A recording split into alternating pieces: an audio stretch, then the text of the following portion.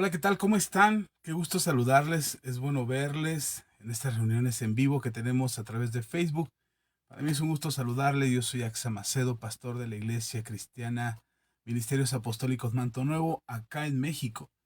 Así es que si tú nos estás viendo de alguna otra parte del mundo, te agradecemos mucho tu compañía y que te quedes con nosotros a esta conversación de este día, que creo y estoy seguro bendecirá mucho tu vida.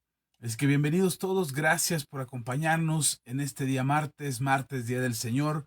Como todos los días son días del Señor, pero hoy es martes de vernos aquí, de encontrarnos en estas transmisiones y conversar, poner sobre la mesa un tema de conversación, algún tema de interés, alguna sugerencia que nos han hecho llegar en algunas ocasiones para conversar en estas reuniones de los martes. Así es que bienvenidos todos, gracias por acompañarnos. Seguramente te estás preparando ya para ir a descansar o vienes del trabajo, apenas vienes camino a casa, pues bendigo tu camino, que llegues con bien, que pronto estés en casa cenando, descansando, preparándote para la jornada del día de mañana. Si estás pasando por enfermedad, pido a Dios que sane tu cuerpo, que encuentres fortaleza en Dios, que Dios traiga restauración plena a tu salud y que puedas disfrutar de la vida plena y abundante que Jesús ha conquistado para nosotros a través de su sacrificio en la cruz. Así es que bienvenidos todos, sean muy bendecidos. Espero que la palabra de Dios bendiga tu vida. Aquí conversamos y hablamos acerca de lo que tiene la palabra de Dios para nosotros y nos ponemos en disposición para que Dios hable a nuestro corazón y ponga en nosotros el querer como el hacer conforme a su perfecta voluntad. Así es que gracias por acompañarnos, gracias por estar aquí. La verdad es que en muchas ocasiones o en gran parte de nuestras decisiones nos encontramos eh, con el problema, con la circunstancia donde pensamos que nuestra fe no es suficiente o creemos que nuestra fe no es suficiente. Y hemos hablado infinidad de veces o muchas veces acerca de tener fe como la semilla de mostaza. Eh, Así es que pareciera que quiero redundar en ese tema, pero no quiero, hoy me gustaría llevar esta conversación por otro lado para animarte a creer, para fortalecer tu fe y que puedas tener la esperanza y la confianza en Dios de que Dios puede usar tu vida para grandes y maravillosas cosas. Así es que bienvenidos todos, gracias por su like, gracias por sus saludos. Por aquí saludamos al pastor Saúl Lemos. Pastor, un gusto que nos acompañe esta noche, bendiciones para usted también. Dios le bendiga también a usted. Siempre un abrazo grande para su esposa, la familia y la iglesia. Siempre es un gusto saber que nos escucha y nos acompaña en estas transmisiones. Bendigo su vida, Pastor Saúl Lemus. Bendiciones. Si alguien anda más por ahí, que lo que siempre les digo en cada transmisión, de repente el dispositivo no me permite ver a todos los que se conectan y a todos los que están en línea, hasta después que puedo ver las conversaciones, que puedo ver sus likes, que puedo ver sus saludos. Es hasta entonces que puedo saber que estuvieron aquí durante la transmisión. Pero si nos dejas un saludo, interactúas con nosotros, si tienes un comentario, alguna petición de oración, eso nos ayuda mucho a darnos cuenta que ya andas por aquí en la transmisión, lo cual agradecemos mucho también al Señor. Así es que bienvenidos todos. Dios sea con todos ustedes. Agradecemos a Dios por sus vidas. ¿Y qué les parece si vamos avanzando, dándole continuidad, este, fluir, andar a este mensaje, a esta conversación de esta noche, lo cual agradezco mucho a Dios poder estar con ustedes ahora. Bien, hemos hablado de la fe, en otras ocasiones, perdón, hemos explicado que la fe es un don, es un regalo que Dios nos da. A Él le ha placido darnos una porción de fe a todos los seres humanos. Todos tenemos una porción de fe. Todos hemos recibido ese regalo maravilloso que es la fe. Y cuando hablamos de la fe, no, a veces confundimos el don de fe con la fe misma que nos fue dada. Es decir, el don de fe es la activación de un don particular que se mueve de manera especial para hacer o esperar grandes cosas de parte de Dios, y la fe se pone en acción en una condición superior a la fe que normalmente tenemos todos los seres humanos. Todos los seres humanos tenemos la capacidad de creer. Aunque digan que no creen, creen. El asunto es que en nuestras creencias o en nuestra capacidad de creer, canalizamos esa fe en algo que podamos explicarnos a nosotros mismos. El ser humano le gusta creer en lo que se puede explicar y o lo que se le puede explicar o lo que le haga sentir bien. Y entonces recurrimos a cosas o recurrimos a la manera de enfocar nuestra fe en aquello que podamos explicar, que podamos entender, que pueda hacernos sentir bien. Lo que no podemos explicar, no queremos creerlo, no quisiéramos creerlo porque nos parece absurdo, porque nos parece ilógico, porque no nos parece coherente, porque nuestro sentido común dice que no, porque la ciencia dice que no, porque nuestra inteligencia o lo que nosotros llamamos inteligencia nos dice que no está bien creer eso, porque probablemente esté equivocado. Y lo que menos le gusta al ser humano es equivocarse y que lo corrijan de su error. No nos gusta cometer errores, no nos gusta que nos señalen nuestros errores. Y entonces, en gran parte de nuestras vidas y en gran parte de nuestras decisiones y de las cosas que hacemos, preferimos tomar decisiones seguras, por el camino seguro, aquello que no nos cause un error, una equivocación, una mala decisión. Entonces preferimos caminar por camino seguro y nos vamos por ese rumbo, nos vamos por esa dirección, esperando que nuestras decisiones nos lleven a los menores errores posibles. Incluso cuando nos equivocamos frecuentemente, si no nos hemos dado cuenta que esos errores nos están causando un daño o no, o simplemente no reconocemos que estamos en un error, caminaremos en esa dirección hasta que la muerte nos aparte de este mundo. Pero no significa que aceptamos el error. No, no aceptamos el error, simplemente no lo reconocemos. Pero no nos gusta equivocarnos porque nos hacen vernos frágiles, débiles, ignorantes, tontos. Entonces no quisiéramos cometer una equivocación al tomar la decisión en que creemos. Y entonces muchas personas deciden creer en cosas que pueden controlar, cosas que pueden explicar, cosas que pueden de alguna manera hacerles sentir bien, sentir seguros, sentir que no van a equivocarse o que no van a cometer un error. Y así han pasado siglos. No te estoy hablando de los últimos tiempos, te estoy hablando de siglos. El ser humano se ha conducido de muchas formas. Ahora, estoy generalizando, no te estoy desglosando o encasillando a toda la humanidad en este pensamiento. Trato de generalizar un poquito en el sentido de abarcar lo más que se pueda la conducta del ser humano respecto a la fe. Sin embargo, no puedo establecer eso como una generalidad absoluta y decir así es y así funciona, porque sería absurdo de mi parte pretender establecer una conducta del comportamiento humano cuando el ser humano tiene las actitudes más raras y más extrañas que te puedas imaginar. Y cuando parece que ya lo hemos visto todo, resulta que algo raro el ser humano hace y se encuentra con un comportamiento diferente al que había realizado antes. Y entonces tenemos ahora un nuevo comportamiento. Así es que no pretendo establecer esto como una generalidad, como un absoluto, pero, pero sí como algo que nos permita ver cómo es que la mayoría de las personas o una gran parte de las personas deciden creer o no creer. Porque al final de cuentas el ser humano necesita creer, porque en su naturaleza, porque en su constitución, en su manera de pensar, en su fisiología, en su fisionomía, en toda la construcción de su pensamiento, el ser humano necesita creer.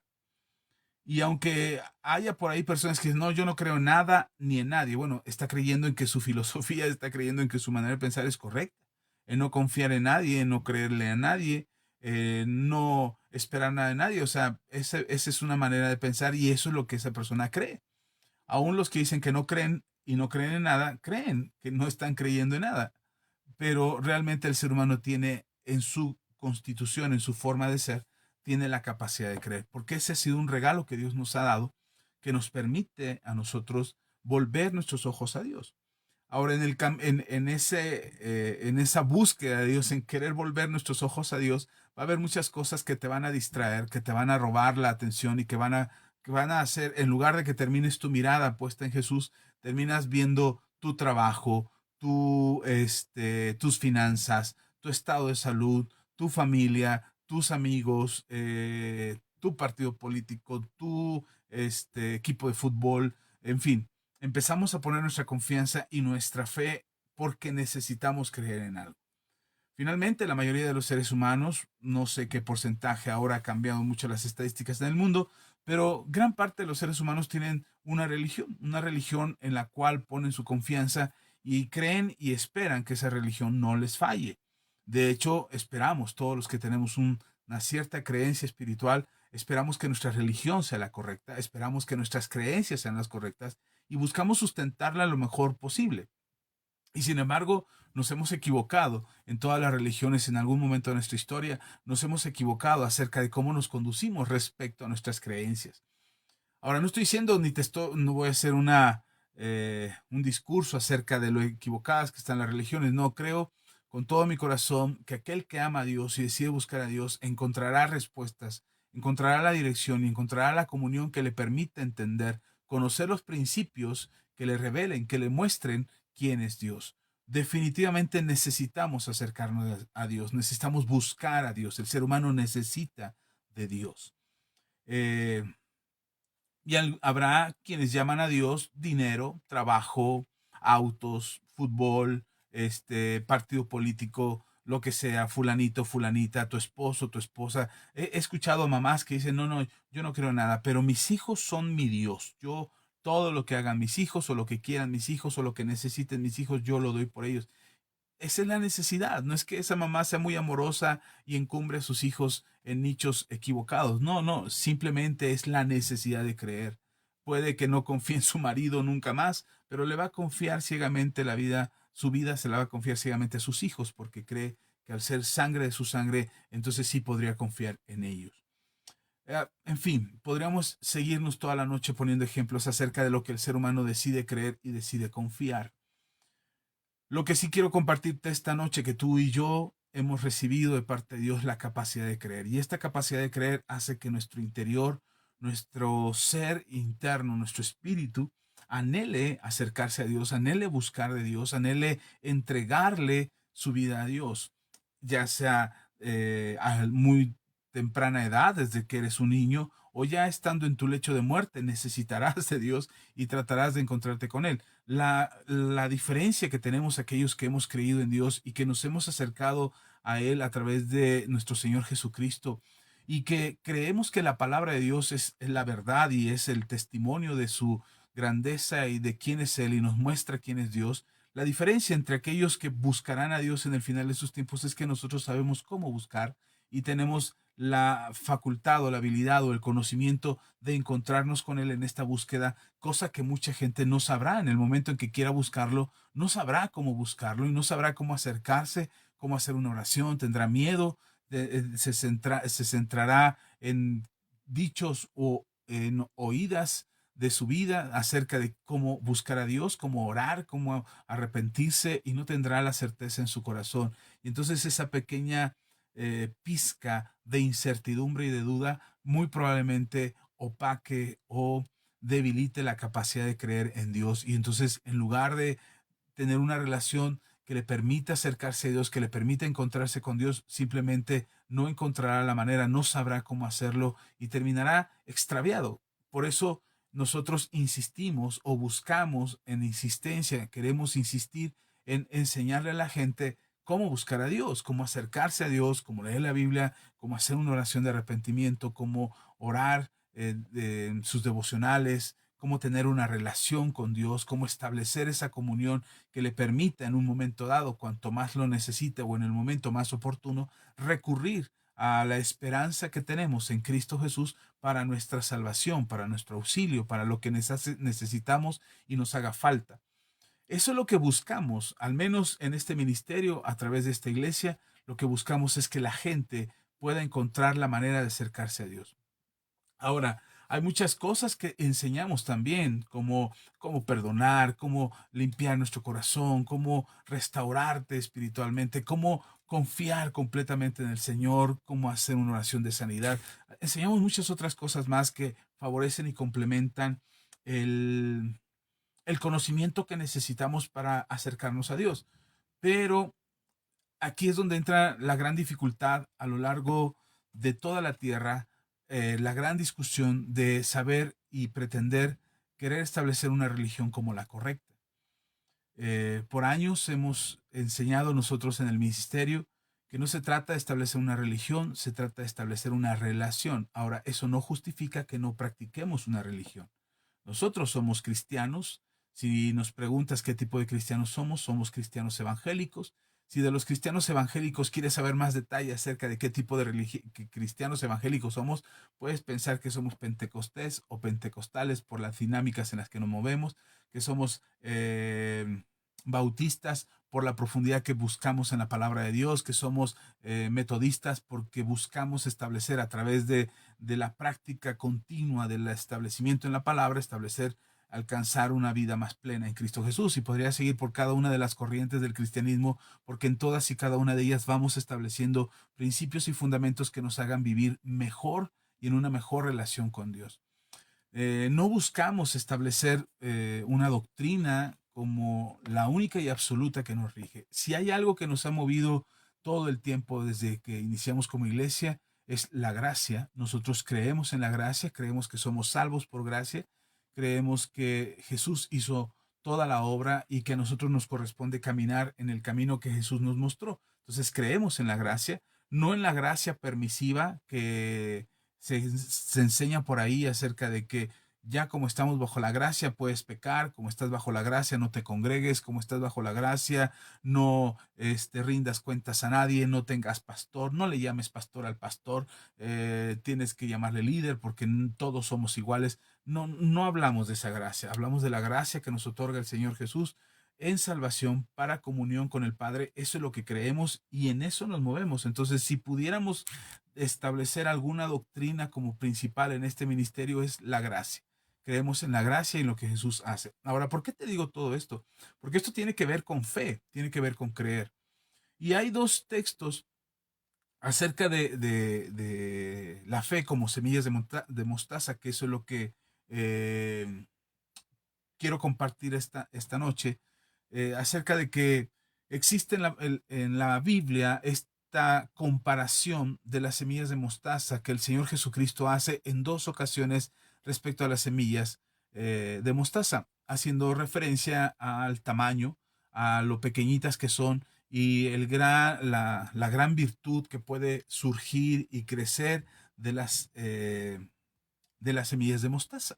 Entonces Jesús usa en dos ocasiones este ejemplo de las semillas de mostaza, poniendo como antecedente precisamente esta referencia a esta simiente, a la semilla de mostaza, como ejemplo en dos ocasiones. La primera de ellas, que quiero compartir contigo esta noche, es cuando el Señor Jesús hace referencia a la semilla de mostaza como ejemplo del reino de los cielos. Y si tú abres tu Biblia en Lucas capítulo 13, y saludos a todos los que se conectan con nosotros, los que dejan su like, gracias por acompañarnos, bendigo sus vidas, gracias por estar esta noche con nosotros. Yo espero en el Señor que Dios bendiga grandemente sus vidas y que puedan encontrar en esta enseñanza, esta noche, la palabra que Dios quiere hablar a tu corazón para fortalecer tu fe. Ok, Lucas capítulo 13, versículos 18 y 19. Si estás ahí, puedes buscarlo, anotarlo por ahí o escuchar la lectura que yo voy a hacer para que veamos estos dos sentidos que tienen las semillas de mostaza en palabras de nuestro Señor Jesucristo. Dice Lucas capítulo 13, versículo 18. Y dijo, ¿a qué es semejante el reino de Dios y con qué lo compararé? Es semejante al grano de mostaza que un hombre tomó y sembró en su huerto y creció y se hizo árbol grande y las aves del cielo anidaron en sus ramas. Hasta ahí nada más, versículo 19. En el Evangelio según San Mateo y en el Evangelio según San Marcos habla un poquito más y explica un poquito más del contexto. Solo quería basarme a estos dos versículos porque son los más simples, los más cortos, para explicar nuestro Señor Jesús acerca de la comparación que hace del reino de Dios, del reino de los cielos, con algo visible en la tierra. El propósito de las parábolas de nuestro Señor Jesucristo era poder compartir con la gente que lo escuchaba de cosas que ellos no entenderían en un vocabulario 100% espiritual. Es decir, Si Jesús hablara teológicamente, como hoy los grandes teólogos explican la palabra de Dios con la profundidad con la que ahondan en el contexto, en el texto, en las palabras, en el original, en la hermenéutica, en la exegesis, en la etimología de las palabras y el origen en un idioma y en otro.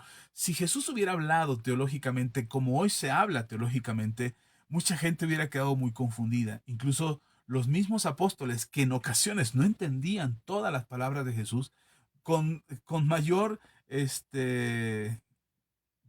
ahora sí que con mayor razón, los discípulos entenderían mucho menos y muchas de las cosas que Jesús explicó quedarían en un hueco, en un vacío, por falta de explicación. Así es que Jesús baja las revelaciones del cielo y las trae a la tierra y hace una explicación más sencilla para que los discípulos y toda la gente que lo escuchara tuviera más claro, de una manera más sencilla y más práctica, aquello que Jesús quería decir. Y aún así, usando estas parábolas, dice la palabra de Dios que muchos no entendían las parábolas.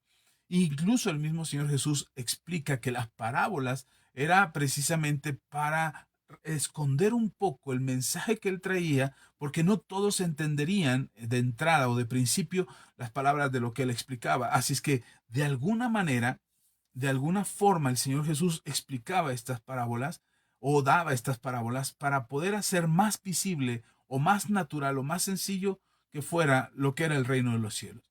Y me llama la atención en este caso en particular porque el Señor Jesús ya lleva explicando algunos, dando algunos ejemplos acerca de cómo comparar el reino de los cielos. El reino de los cielos es semejante a, el reino de los cielos es como si fuera, y empieza a explicar con diferentes parábolas tratando de asemejar con algo natural o con algo terrenal lo que es el reino de los cielos. Y en este caso es como si ya hubiera explicado de todas las formas posibles y aún así dice, ¿con qué otra cosa podría yo comparar el reino de Dios? ¿A qué otra cosa sería semejante?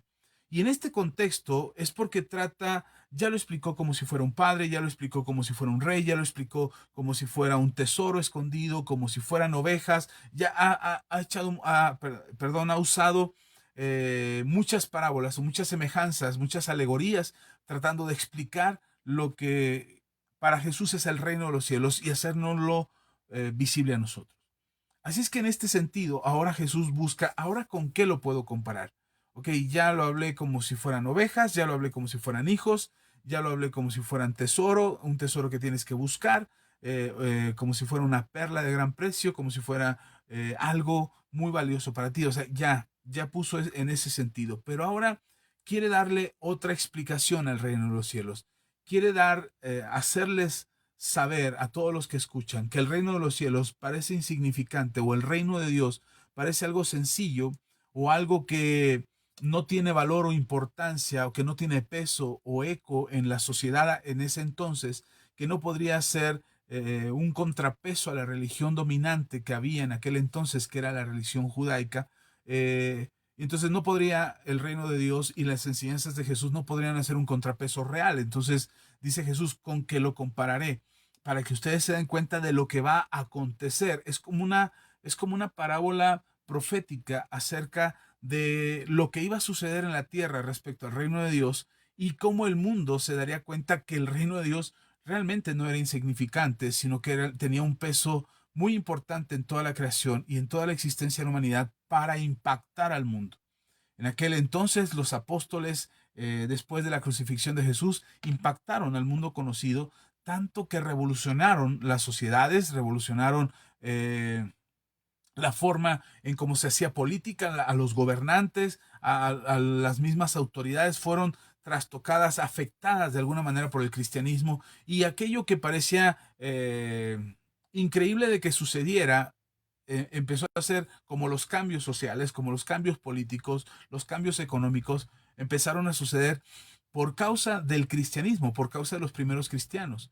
Hoy se critica mucho el cristianismo y se dice que el cristianismo es el opio de los pueblos, que el cristianismo no es retrógrado, que el cristianismo no sirve, pero si somos fríos en nuestra cabeza para pensar al respecto, nos daremos cuenta a lo largo de la historia que el cristianismo tuvo gran relevancia y gran importancia. Ojo, estoy hablando del cristianismo, no estoy hablando de religiones.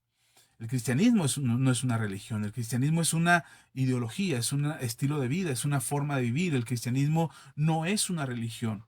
Por eso no me gusta a mí establecer que la iglesia en la que trabajamos y servimos es de cierta religión. No buscamos establecer una religión como tal, porque realmente el cristianismo no es una religión. El cristianismo es un pensamiento, es una ideología, es una creencia.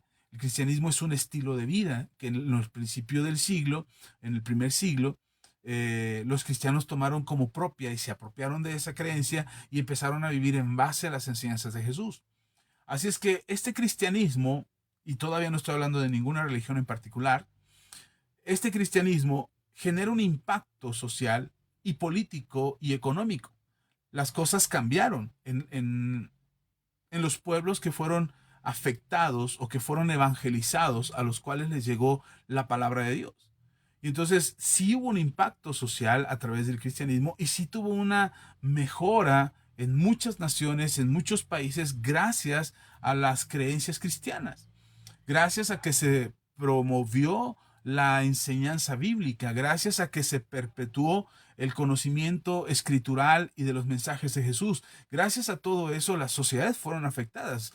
Hoy el mundo moderno o el mundo que conocemos actualmente, muchas de las sociedades que hoy disfrutan o tienen un privilegio a nivel mundial en cuanto a avances tecnológicos, en cuanto a reglas sociales, sus leyes, sus constituciones.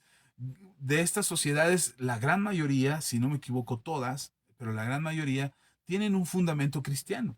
Sus leyes, sus enseñanzas, sus cambios sociales, sus doctrinas, tienen como origen ese impulso que traía el cristianismo y que poco a poco trataron de opacar como si no hubiese sido el cristianismo quien afectó a nuestras sociedades, sino que fue la libertad del pensamiento, el progresismo y muchas otras cosas más, la defensa de los derechos humanos que estaban en contra de la religiosidad. Reconozco que muchas religiones se equivocaron el rumbo porque se equivocaron en la manera en cómo aplicaron los principios bíblicos de manera equivocada, de manera errónea, estableciendo principios racistas, clasistas, abusos de poder, explotación del prójimo, y lo hacían las guerras, las destrucciones de naciones, con el pretexto de civilizar a otros pueblos. Por supuesto que hubo abusos y hubo equivocación, y todo lo hacían en nombre de Dios. Y decían, Dios nos mandó a hacer esto y Dios quiere que lo civilicemos y Dios quiere que destruyamos a los indígenas, que asesinemos a los indígenas que no quieren reconocer nuestra religión como la única y verdadera.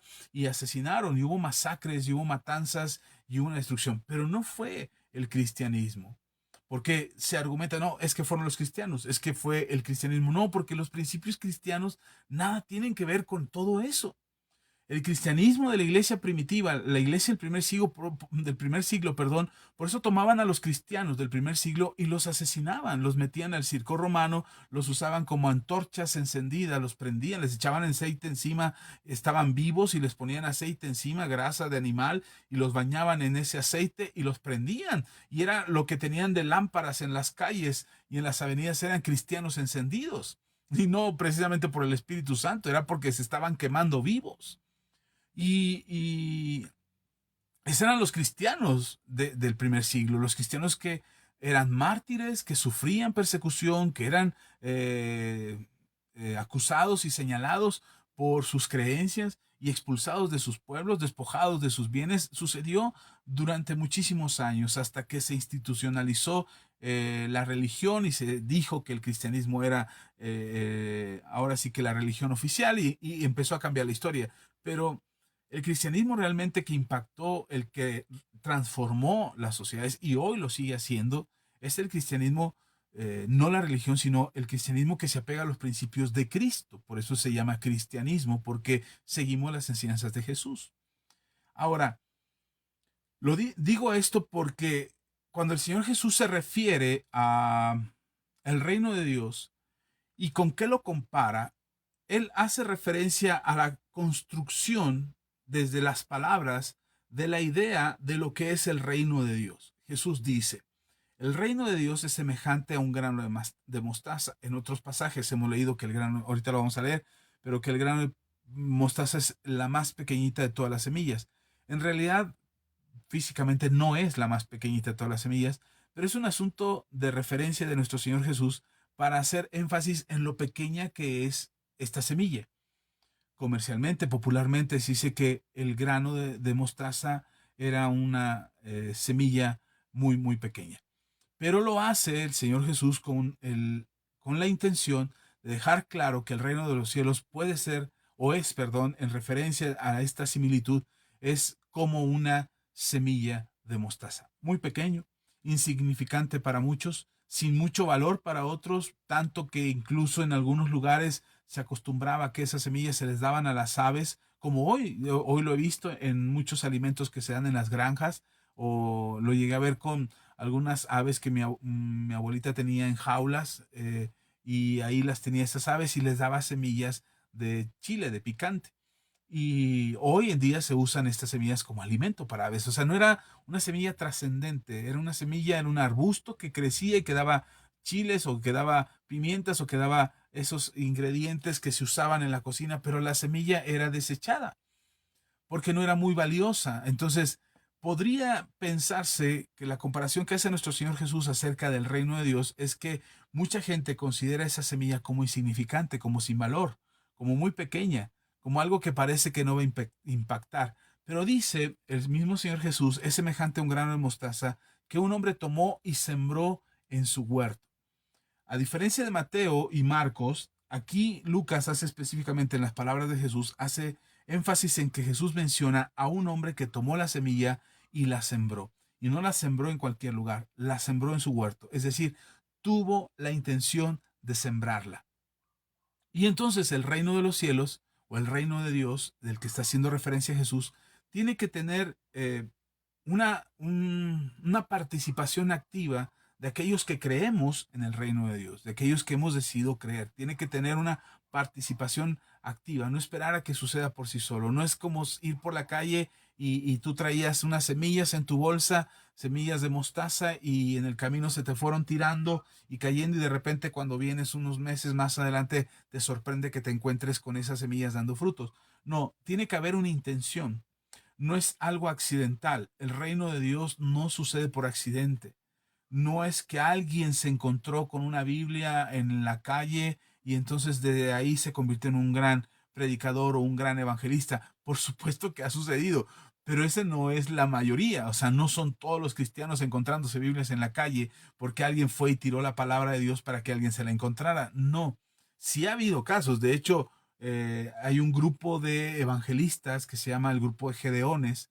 Es un grupo de evangelistas principalmente radicando en Estados Unidos que financian la producción de Biblias y Nuevos Testamentos. Y ellos lo que hacen es producir y producir Biblias, solicitar apoyo económico a muchos hermanos cristianos, a muchas iglesias que financian esta producción de Biblias, y lo que hacen ellos es repartirla en las calles, repartirla en iglesias cuando se va a evangelizar, incluso en algunas naciones ellos regalan las Biblias a los hoteles. No sé si has visto películas de Estados Unidos, de Hollywood, donde en muchas películas sale que en el buró, a un lado de la cama, en el cajoncito, ahí hay una Biblia. Bueno, esas Biblias que están ahí son reales, existen. En la gran mayoría de los hoteles en Estados Unidos hoy es menos porque muchos lugares lo prohíben, porque es discriminatorio, porque atenta con la ideología de algunas personas, y entonces ya no todos los lugares o no todos los hoteles aceptan en que se pongan esas Biblias, pero la gran mayoría de los hoteles en Estados Unidos tienen, sobre todo los hoteles de paso en carreteras, tienen esas Biblias que son producidas, editadas e impresas por el grupo de Gedeones. Los Gedeones existen y es un grupo de hermanos que se dedican a publicar estas Biblias. Bueno, punto y aparte, si existe ese trabajo de ir regando Biblias y alguien se la encontrará y alguien la leerá y será salvo y encontrará gracia a leer la palabra de Dios. De hecho, una de las cosas que yo recomiendo a las gentes que no dicen no creer o no quieren creer o no se quieren acercar a una iglesia, lo que yo les digo es lee la Biblia.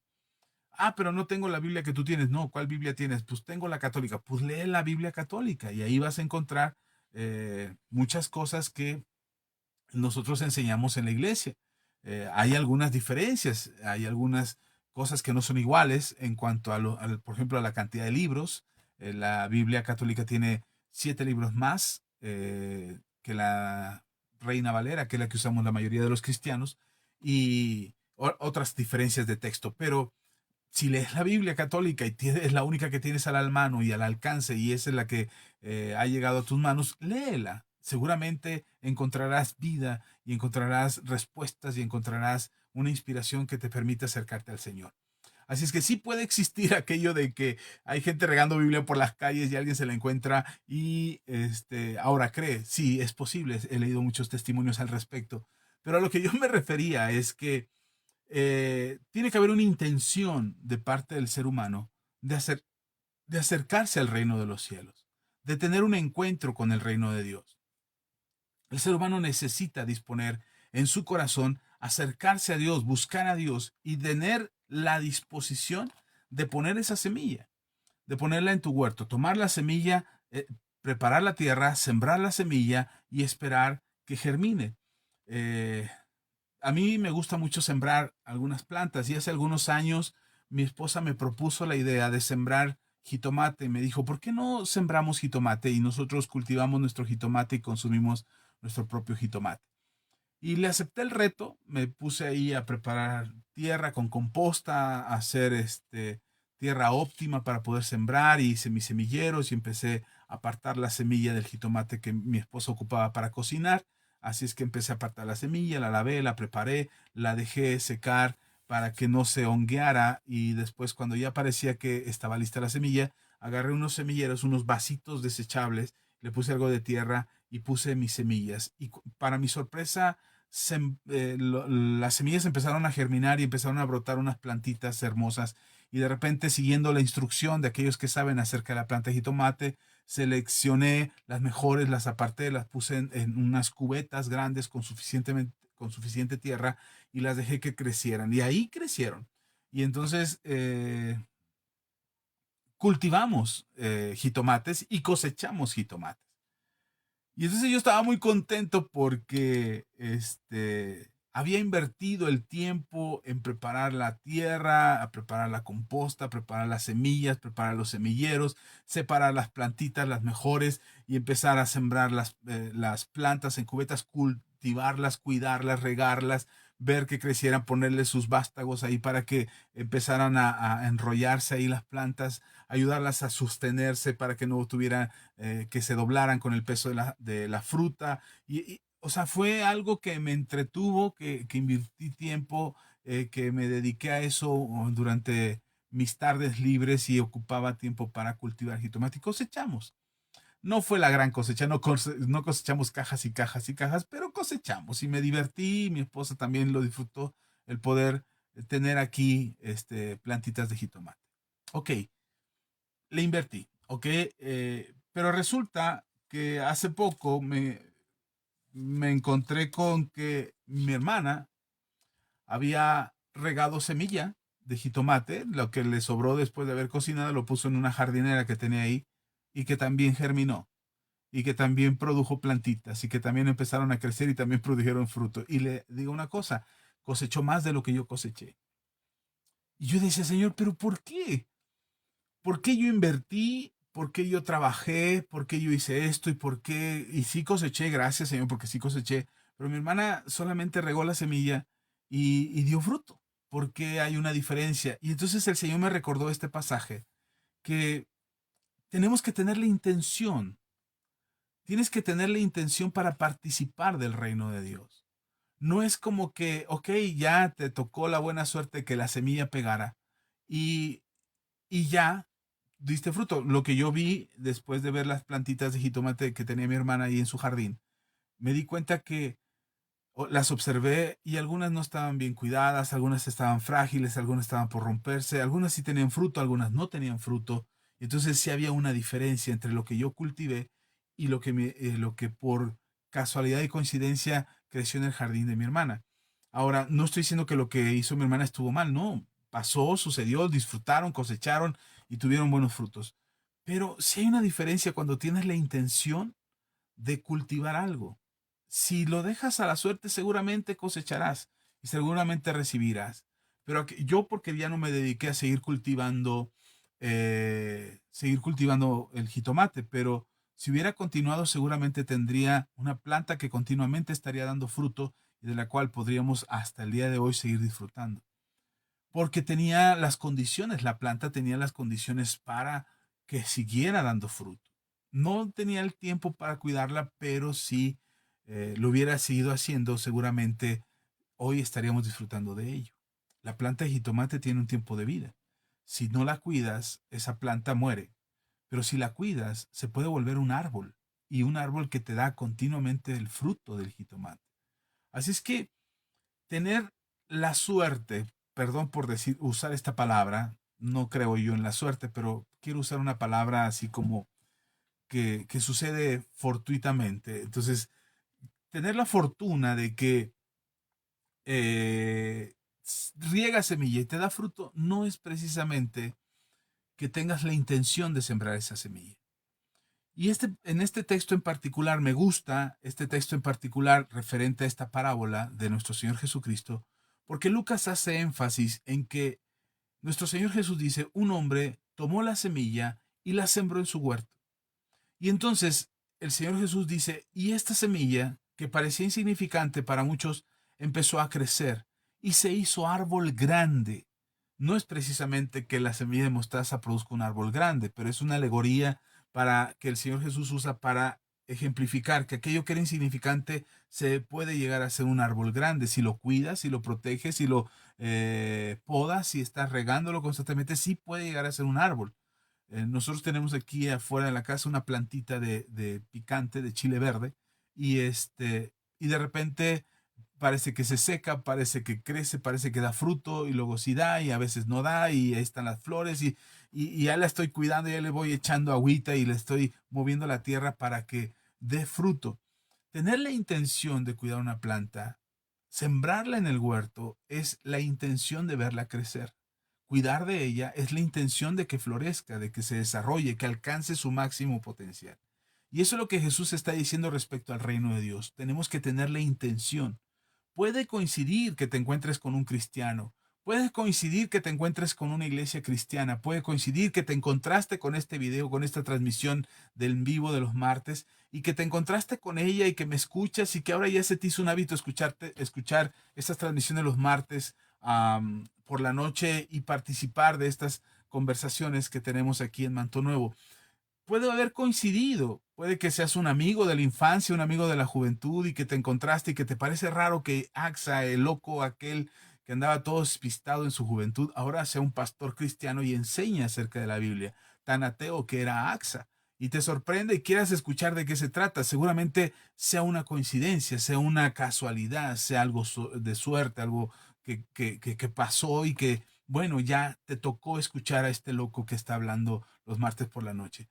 Pero no significa que tengas la intención, no significa que hagas el propósito de participar o darle lugar al reino de Dios en tu vida. No le hiciste un espacio en tu huerto. No destinaste ese fragmento de tierra, ese cuadrito de uno por uno en el huerto para poner específicamente la semilla del reino de Dios y cuidarla hasta que crezca y se vuelva un árbol grande.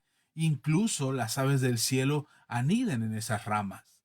Entonces, no es lo mismo encontrártelo por casualidad, que puede suceder, que puede pasar, que te encuentres una Biblia en un hotel, en la calle, un predicador que reparte volantes y que te llame la atención, que te encuentres este video, que te llega la notificación porque estoy en tus contactos y que por casualidad digas, ok, voy a ver de qué se trata y te parezca interesante a saber, creer y acercarte a Dios por medio de las enseñanzas que compartimos nosotros. Eso no es a lo que se refiere la parábola de la semilla de mostaza. El Señor Jesús dice, un hombre tomó la semilla, tuvo la intención de tomar esta semilla y ponerla en su huerto, hacerla parte de él. No la sembró en la calle, no la sembró en el huerto del vecino, no la mandó a otro lado, la puso en su huerto y dijo, yo quiero saber de qué se trata esto. Quiero saber cómo va a dar cómo va a crecer este arbusto, esta hortaliza, esta plantita, qué tanto puede crecer. Y la cuidó y la cuidó y la cuidó con la intención de cuidarla, de atesorarla, de que fuera parte de su vida. Y entonces creció tanto que ese árbol, esa plantita que pudo haber sido solamente una plantita, se convirtió en un árbol que creció bastante como para permitir que aves pudieran venir a hacer nido y sentirse protegida. Una ave no hace nido en cualquier planta. Necesita sentirse segura, necesita sentirse en un lugar elevado para que sus crías no corran peligro de los depredadores, necesita sentirse bien. Bueno, pues las aves vinieron a esta planta que creció lo suficiente para que el reino de Dios lo podamos experimentar de la manera en que Jesús dijo que estaba diseñado para nosotros. Tenemos que tener la intención de que el reino de Dios forme parte de nuestras vidas.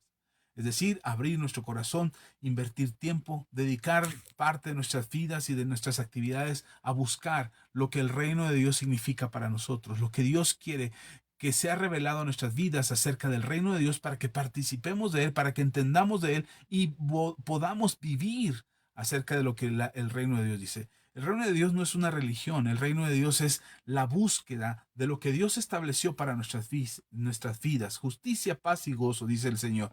El reino de Dios es justicia, paz y gozo.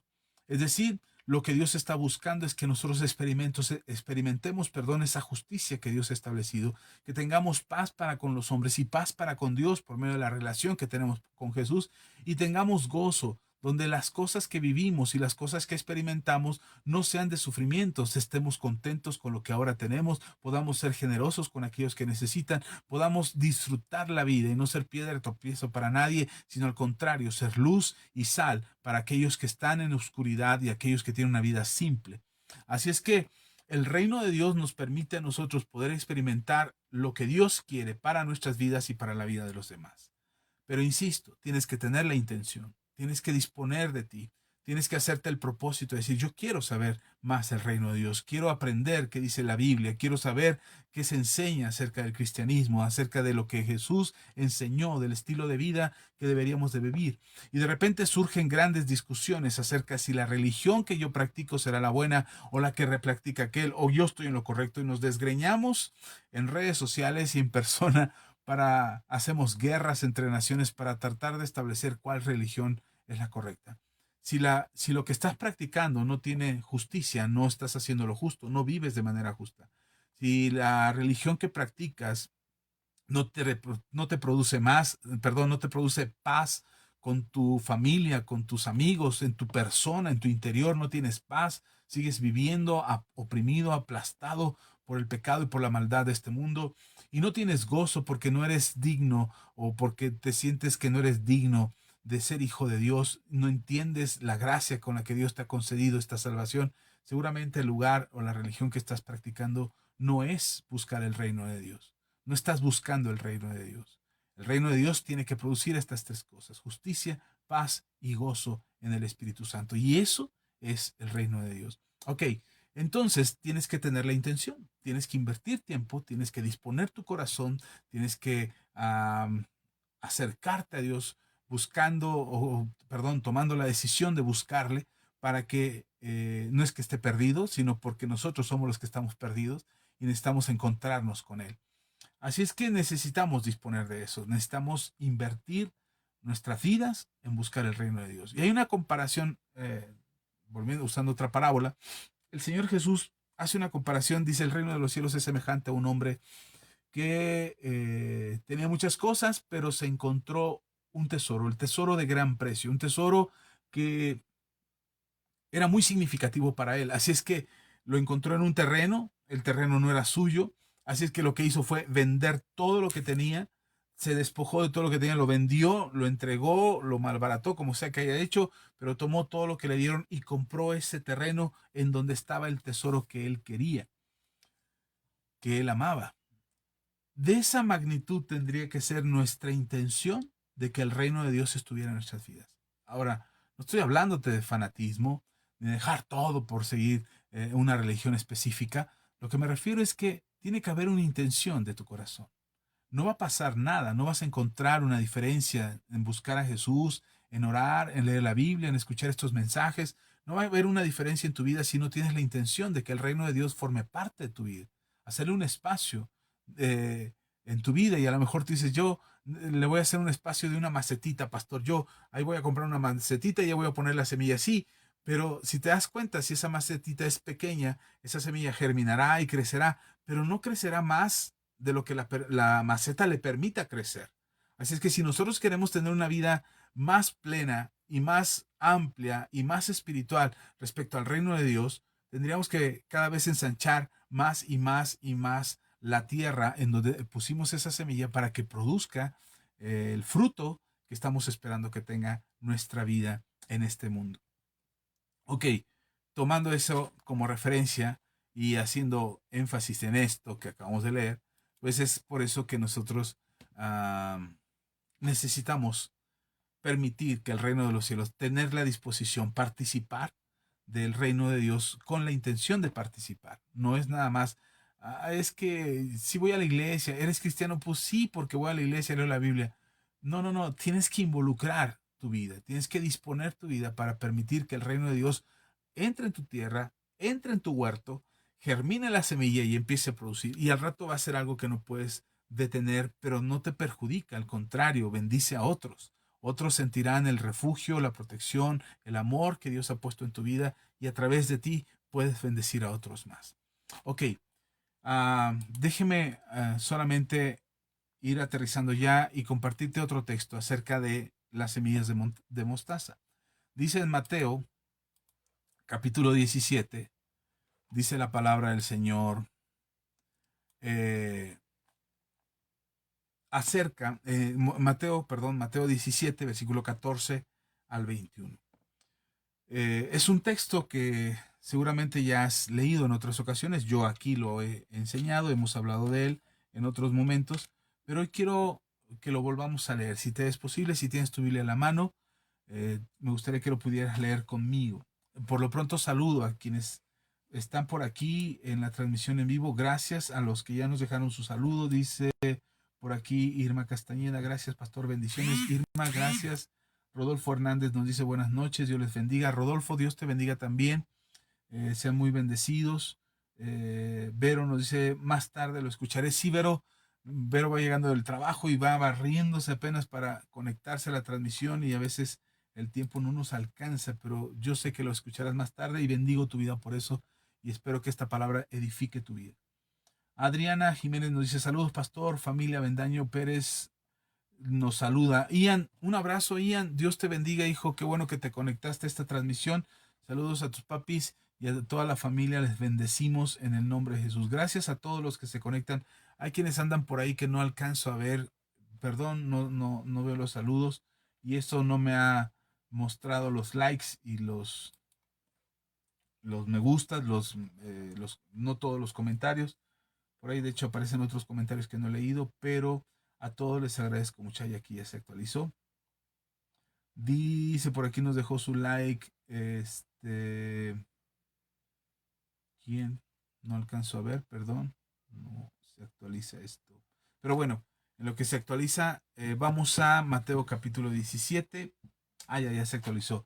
Irma Astudillo, Rodolfo Hernández, Saúl Lemus, Vero Huerta, Natalie Monsiváis, Mariel Elías. Mariel, un abrazo, Dios te bendiga.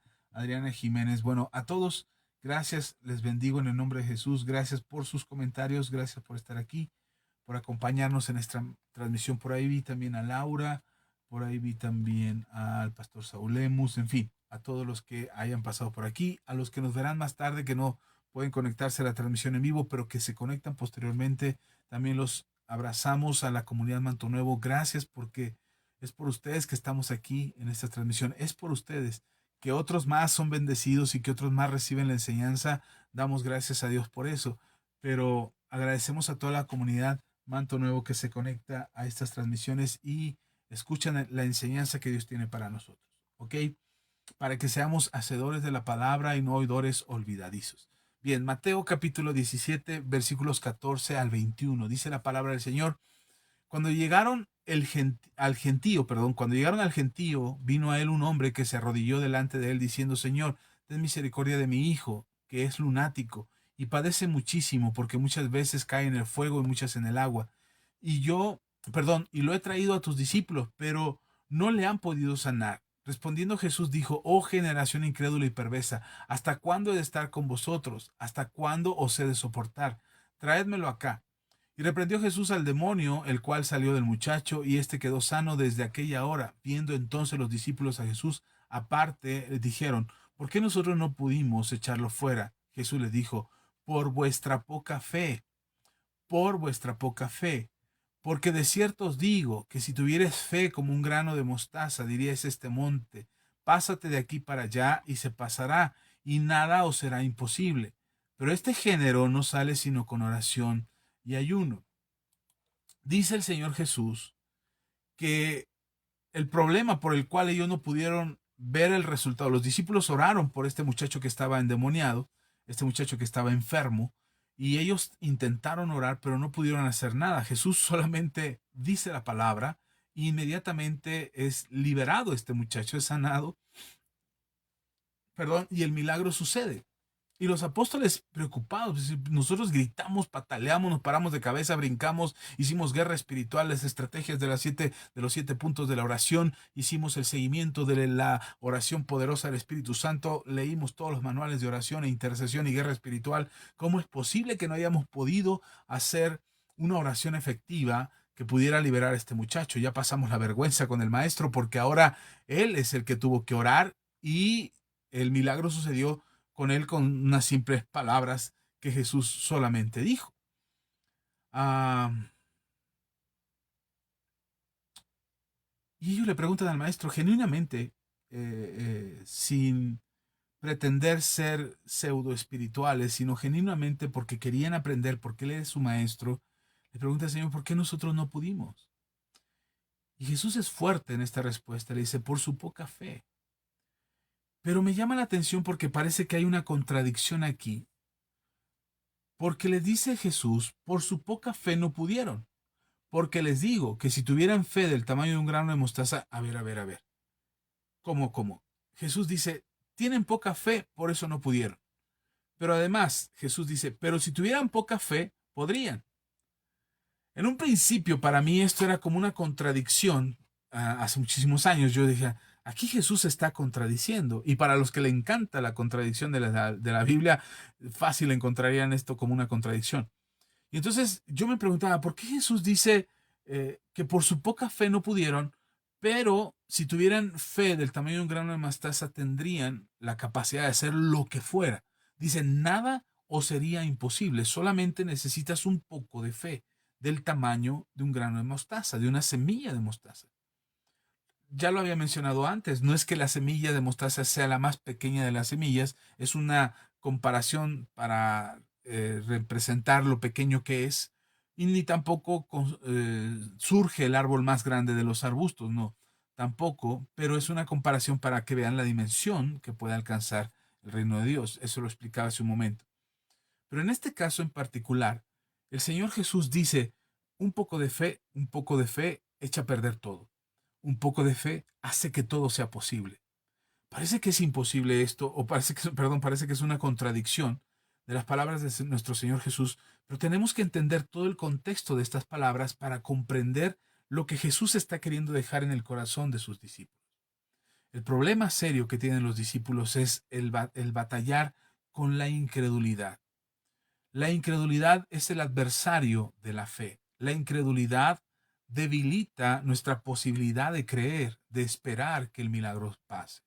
La incredulidad está acompañada del miedo, de la inseguridad, de la desconfianza, de nuestras propias culpas. Hacen que la incredulidad se vuelva fuerte, se vuelva sólida, y entonces, cuando la fe confronta la incredulidad, quien vence es la incredulidad.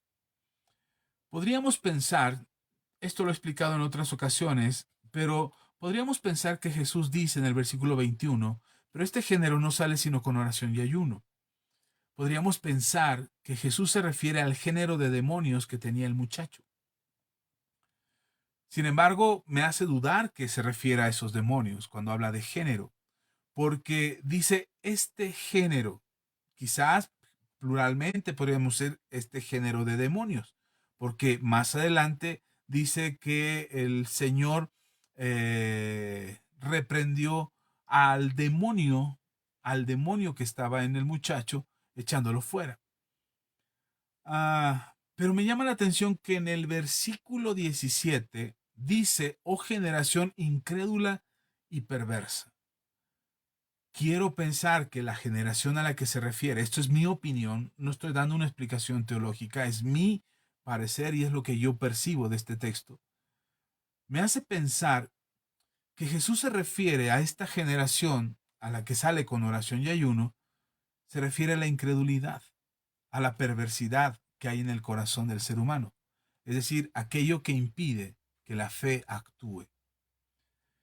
Y estoy seguro de esto, o me siento seguro de explicar esto, porque en mi propia vida y en la vida de muchas personas, lo que he visto es que cuando niegan a Dios o cuando se apartan de Dios es por causa de la perversidad o por causa de la incredulidad, porque dudamos de que que para Dios sea posible o que Dios pueda hacer algo o que Dios pueda usar mi vida.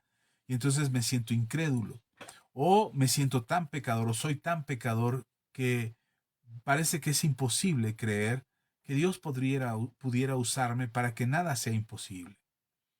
Y entonces batallamos con nuestras culpas, con nuestra perversidad, con nuestra incredulidad. Batallamos continuamente para poder orar e interceder por aquel que lo necesita y esperar que el milagro suceda. Batallamos con eso porque nos sentimos mal. Y entonces esta generación de incredulidad y perversidad, lo que encuentro es que sale con la oración y el ayuno. La oración y el ayuno no es otra cosa más que la comunión con Dios y el quebrantamiento de mis deseos. El ayuno es someter mi carne, mis deseos, mis gustos, mis placeres, someterlos a la voluntad de Dios. ¿Cuánto tiempo tengo que ayunar? Conviene que le preguntes a tu pastor, ¿cuánto tiempo debo ayunar, pastor? ¿Qué me recomienda? ¿Cómo debo de hacerlo? Nosotros tenemos ahí un pequeño tríptico que compartimos en la iglesia para que ellos sepan cómo hacer su ayuno. Pero el ayuno es personal. El ayuno es una comunión que tú decides tener con Jesús para echar fuera, para sacar la incredulidad, para sacar la maldad. Hermanos, hermanas, somos perversos. Buscamos lo malo. Vamos y hacemos actividades perversas, practicamos la perversidad, practicamos la maldad y después venimos a la iglesia para querer aparentar que no somos tan malos. Somos malos en la casa, siendo violentos, agresivos, insultantes con nuestro esposo, con nuestra esposa, maltratamos a nuestra familia y después queremos venir a la iglesia para que Dios nos perdone. No reconocemos que esta perversidad está impidiendo que la fe obre en nosotros. No nos damos cuenta que la perversidad con la que nos conducimos está robándonos la oportunidad de tener comunión con Dios y esperar que todo sea posible y que todo se logre. Así es que la mejor forma que yo te puedo recomendar para echar fuera esta perversidad y esta incredulidad en tu corazón es a través de la oración. Y si le agregas el ayuno, sería maravilloso. Ahora no sabes cómo ayunar, ora, busca a Dios, acércate a Él y permite que esta semilla que está dentro de ti, esta pequeña semilla, se vuelva ese gran arbusto que puede darle protección a otras aves que pueden hacer nidos en sus ramas y que además no se queda a ras de suelo, sino que crece más arriba de lo que te puedas imaginar, dando frutos. Ahora, la semilla de mostaza, insisto, Jesús le dice, por su poca, por su poca fe, no lograron echarlo fuera. Pero si tuvieran poca fe como una semilla de mostaza, podrían echarlo fuera. ¿Qué tan poca fe llegamos a tener?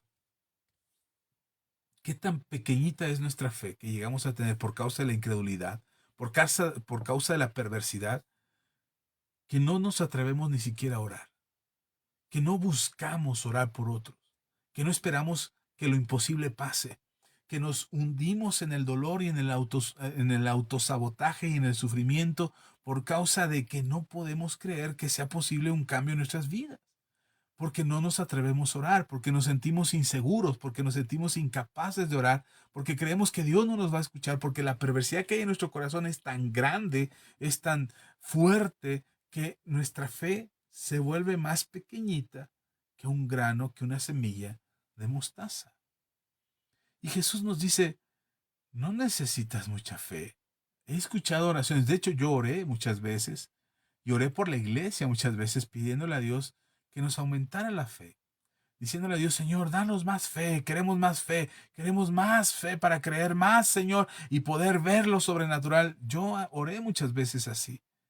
Y el Señor ha ido cambiando un poco mi manera de concebir la fe para creer con todo mi corazón que aunque fuese pequeña mi fe como una semilla de mostaza, es suficiente para creer que todo lo imposible que ante mis ojos no podría suceder, delante del Señor sí podría. Porque la fe no consiste en cuánto yo pueda creer, no consiste en cuánto yo pueda confiar en Dios, sino consiste en la naturaleza de Dios, en lo que Él es. Él es Dios, Él es poderoso. Aunque yo a veces dude y tenga miedo, leía unas palabras de un pastor, el pastor Ricardo, eh, se me olvidó su apellido en este momento. Bueno, el pastor Ricardo, si ve este video lo sabrá que me refiero a él.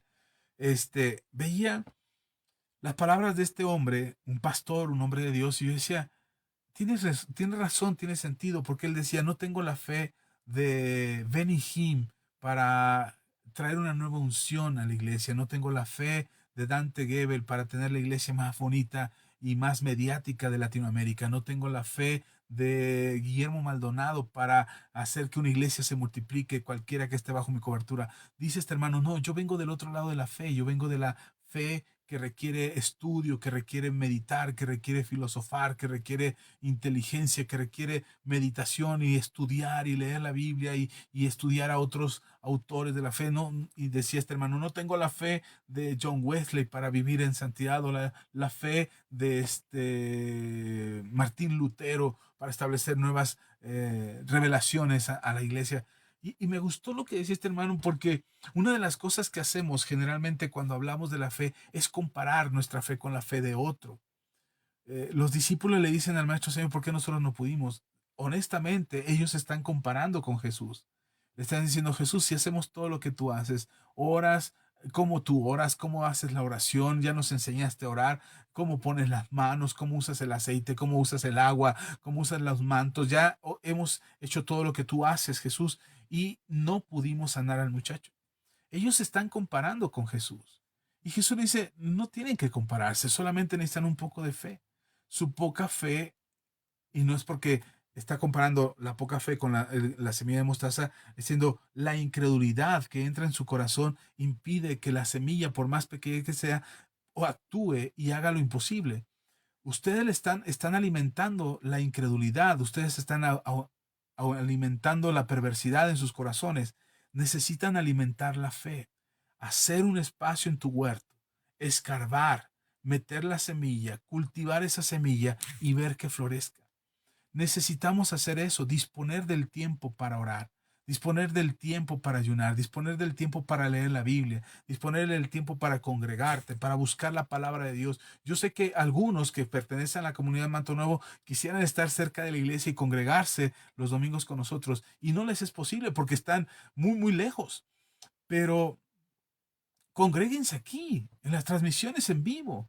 Y escuchen el mensaje y contacten, manden sus peticiones de oración y estén en contacto con nosotros porque son parte de esta comunidad y lo que estamos haciendo es que el reino de Dios crezca en nuestras vidas, para que todo lo que pidamos sea posible, para que creamos que todo lo que esperamos de Dios sea posible. Haz un espacio en tu huerto donde escarbes la tierra, donde prepares la tierra, dispón tu vida para buscar el reino de Dios. Dispón tu vida para acercarte a Dios, dispón tu vida para orar, para leer la Biblia, para congregarte, para ayunar si fuese necesario. Dispón tu corazón para eso. No dispongas tu corazón para la incredulidad. No dispongas tu corazón para la poca fe. No digas, es que no sé si Dios me va a escuchar. Por supuesto que Dios te va a escuchar. Es que no sé si Dios ya me perdonó. Por supuesto que ya te perdonó. No sé, Señor, si quieras bendecirme porque no soy digno de tu bendición. Por supuesto que Dios quiere bendecirte. Necesitas alimentar la fe a través de cultivar, de disponer tu vida para el reino de Dios. Necesitas disponer tu corazón para el reino de Dios y acercarte a Dios con todo lo dispuesto en tu vida. y disponer el tiempo, el corazón, los recursos, los medios para que tú puedas tener la oportunidad de acercarte al reino de Dios. Pero tiene que haber una disposición de tu parte. Si estás esperando que por suerte te caiga una buena semilla y a ver si es chicle y pega y das algo de fruto, hermano, va a pasar el tiempo y esa semilla probablemente dé fruto, pero no será lo mismo que si la cultivas, que si pones tu empeño y tu interés. Confiar en el Señor puede que sea una semilla de mostaza, pero es suficiente para que lo que es imposible suceda. Y dice el Señor Jesús, y nada os será imposible. Ni siquiera tendríamos que hablar de algo imposible. Mi esposa me platicaba esta semana, y ya con esto estoy terminando. Mi esposa me decía esta semana, estábamos hablando del testimonio de una hermana porque fue sanada de una manera extraordinaria y mi esposa me decía, yo creo que eso es un milagro. Y yo le decía, yo también creo que es un milagro. Dios es bueno y hace milagros. Y me decía mi esposa, pero ¿por qué nos cuesta tanto trabajo creer que lo imposible debería ser algo cotidiano en nuestro corazón? Porque creemos precisamente que es imposible. La manera que tenemos de pensar es eh, que existen cosas imposibles. Pero lo que nos dice el Señor Jesús es, y nada os será imposible. Es decir, ya nada, a nada le vas a llamar, esto es imposible. Esto no, esto es imposible que pase. Esto es imposible que Dios lo haga. Esto es imposible que suceda en mi vida. Ya no va. Es como si el Señor Jesús, perdón, voy a usar este juego de palabras. Es como si el Señor Jesús te dijera, ah, vas a quitar la palabra imposible de tu boca. Si tú tienes fe del tamaño de un grano de mostaza, de una semilla de mostaza, vas a quitar la palabra imposible de tu boca, porque ahora todo será posible. Lo que dice aquí, y nada os será imposible. Si nada os será imposible, es que todo será posible. Entonces ya lo imposible ya no debería estar en nuestra boca, por causa de que creemos en Dios, por causa de que confiamos, por causa de que dispusimos nuestro corazón para que el reino de Dios entre en nuestras vidas y cambie por completo nuestras vidas, cambie nuestra naturaleza, cambie nuestra manera de pensar, cambie nuestra manera de orar, de buscar a Dios. Y insisto, como lo dije al principio, no se trata de una religión, se trata de la relación que podemos cultivar con Dios a través de lo que Él hizo en nosotros y lo que hizo por nosotros. Así es que definitivamente necesitamos cambiar nuestra manera de pensar y empezar a visualizar nuestras vidas como parte del reino de Dios, porque hemos dispuesto un pedazo en el huerto de nuestras vidas, un espacio en el que decidiste limpiar la tierra, hacer un hoyo, poner una semilla y empezar a cultivarlo para que empiece a germinar y después tener algo que transforme, te da una sombra, te da protección, le da protección a otros, te da fruto. Ese es el reino de Dios. El reino de Dios eso produce en nosotros. Justicia, paz y gozo en el Espíritu Santo, porque eso es lo que Dios está buscando darnos. Y nada os será imposible. Es decir, todo será posible. Necesitamos orar. Ya no llamemos las cosas imposibles. Es que es imposible que esto pase. No, al contrario, esta es una gran oportunidad para que Dios haga un milagro en mi vida. No sé cómo lo va a hacer. No sé cómo va a suceder, pero lo que sí puedo creer es que Dios va a hacer un milagro en mi vida. Dios va a hacer que esto pase. Dios va a cambiar mi vida. Dios va a sanar mi cuerpo. Dios va a restaurar mi matrimonio. Dios va a bendecir mi economía. Dios me va a dar a la persona idónea para vivir con él o con ella el resto de mi vida. Dios tiene preparado lo mejor para mí porque para él no hay nada imposible. Y lo que era imposible para mí ahora en Cristo Jesús es posible. Porque creo, porque tengo fe, porque puedo esperar lo mejor. Y no se trata de engañar nuestra mente o hacer mentalismo, decir todo es posible, sí lo creo, sí lo creo. No, no, no. Estás creyéndole a Dios porque el reino de Dios forma parte de tu vida, porque te has dispuesto, has invertido tu vida para que el reino de Dios forme parte de tu vida. Es como si sembraras en media casa, media sala o a medio comedor, pusieras esta semilla de mostaza y empezara a entrar a tu casa y a crecer y a germinar y empezar a llenar todos los espacios de tu hogar. Así creo que es el reino de Dios. Lo metimos a nuestras vidas, le dimos lugar en nuestras vidas, dispusimos nuestro corazón para llenarnos del reino de Dios y ahora el reino de Dios está llenando cada espacio, cada hueco, a los lugares más recónditos de nuestro ser, de nuestra familia, de nuestro matrimonio. Ahí está llegando el reino de Dios, transformando, cambiando, haciendo que todo en Cristo Jesús sea posible. Amén.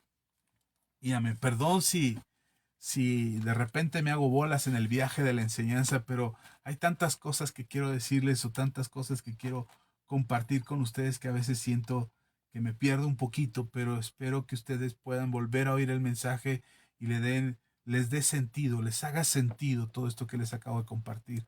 Esa es mi oración, es lo que le pido a Dios, que esta palabra sea de bendición para tu vida. Así es que vamos a terminar aquí, vamos a parar ya con esto y saludo a Adriana, a Irma Estudillo, Irma Estudillo nos dice amén, Irma Castañeda, saludamos también por ahí a Rodolfo Hernández, a Irma Castañeda, a Adriana Jiménez, gracias.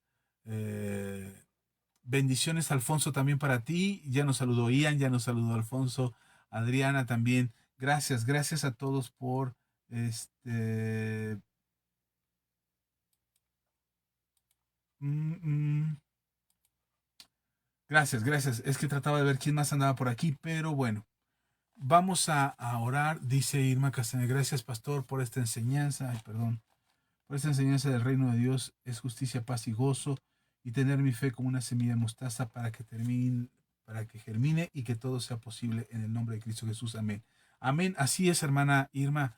Yo creo que no hay nada imposible para los que creemos en Cristo Jesús. No hay nada imposible. Cuando dice la palabra que no hay nada imposible para Dios, lo que es imposible para el hombre es posible para Dios, ese es el nivel de fe en el que el Señor Jesús quiere que nos movamos, en donde todo es posible, donde nada será imposible.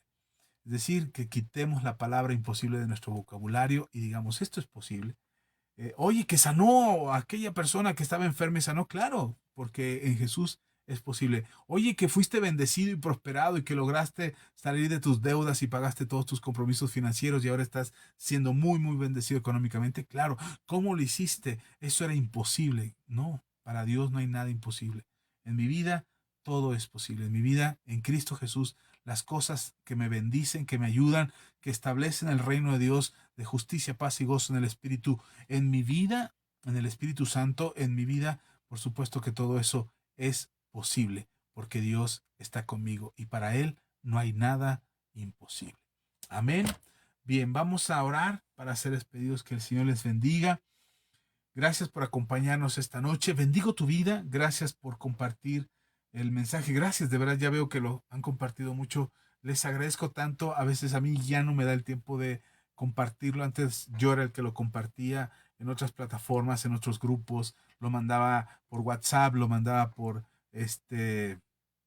Messenger. Yo compartía los videos, pero a veces ya no me da tiempo. Pero le agradezco tanto a Dios por ustedes, que ustedes son los que lo comparten, que ustedes lo comparten por WhatsApp, lo mandan a otros grupos de Facebook, lo comparten en sus propios muros, nos abren el espacio en sus muros de Facebook, perdón, para compartirlo. Y yo les agradezco tanto a ustedes y le agradezco tanto a Dios, porque ahora estamos llegando a mucha más gente. Más gente está viendo estos videos, lo cual a mí me da mucho gusto saber que la palabra de Dios pueda bendecir la vida de otros. Así es que les mando un fuerte abrazo. ¿Qué les parece si oramos?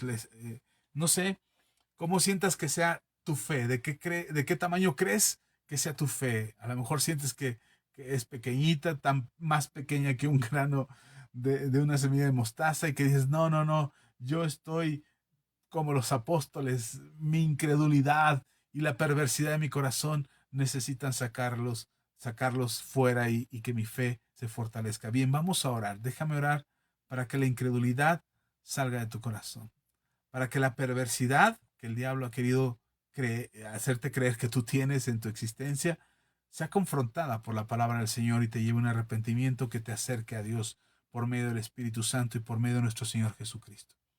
Déjame orar por eso. Déjame orar que la incredulidad no sea parte de tu vida. Déjame orar para que la fe, por más pequeña que sea suficiente para que nada te sea imposible. Oremos. Padre, gracias por tu palabra, porque tu palabra es verdad. Te pido con todo mi corazón que cada hermano, hermana, cada persona que escuche este mensaje, que vea este video, sea muy bendecido. Habla a sus corazones. Que la necesidad que tenemos de ti, Dios, sea despertada en cada uno de ellos. Y que tengan hambre y sed de justicia. Y que busquen ser saciados en tu presencia. Padre, solo en tu presencia. Llena sus vidas de amor y que tu Espíritu Santo les redarguya para justicia, pecado y juicio, Señor, en el Espíritu Santo, para que vengan, Señor, delante de ti. Y toda perversidad que trata de detenerles, que trata de robarles la posibilidad de ser bendecidos, de tener comunión contigo, de orar y que los milagros pasen. Ahora en el nombre de Jesús toda esa perversidad es confrontada por ti para libertad, para arrepentimiento, para levantarse en el nombre de Jesús con gratitud en su corazón y ser muy, muy, muy bendecidos. Padre, toda incredulidad que se quiere arraigar en sus vidas ahora mismo queda cancelado y puedan experimentar en el nombre de Jesús la bendición, Señor, de la fe, en el nombre de Jesús. Y por más pequeña que ésta sea, será suficiente para llamar las cosas que no son como si fuesen, para tener la certeza y la esperanza, Señor, en Cristo Jesús. Padre, para tener la convicción y la convicción de esperar algo que aún no han visto, pero también la certeza de saber que vendrá, porque tú lo haces posible. Gracias, Señor, porque nuestra fe se mueve en ti, porque nuestra fe se sostiene por ti. Gracias en el nombre poderoso de Cristo Jesús. A ti la gloria. Amén y amén. Amén. Pues hermanos, hermanas, muchas gracias por acompañarnos. Gracias por quedarse hasta esta hora. Yo me despido de todos ustedes y espero en el nombre de Cristo Jesús que esta palabra te edifique.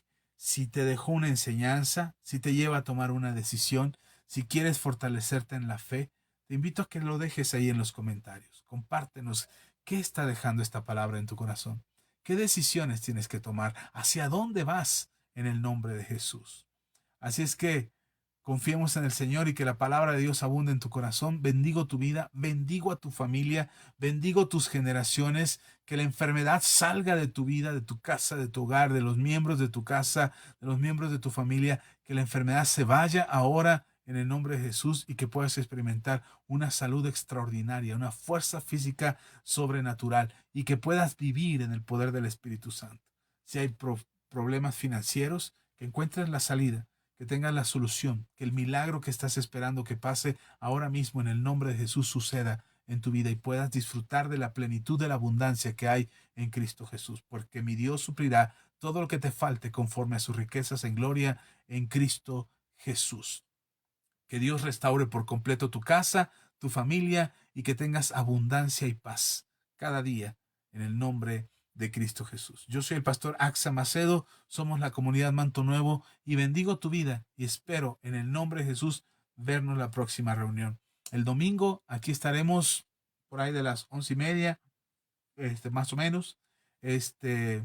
Estaremos transmitiendo desde la comunidad Manto Nuevo, desde el templo de la comunidad Manto Nuevo. Ahí tenemos nuestra reunión y ahí estaremos transmitiendo. Conéctate, haz el propósito de buscar ese espacio para que el reino de Dios entre a tu vida y lo llene todo.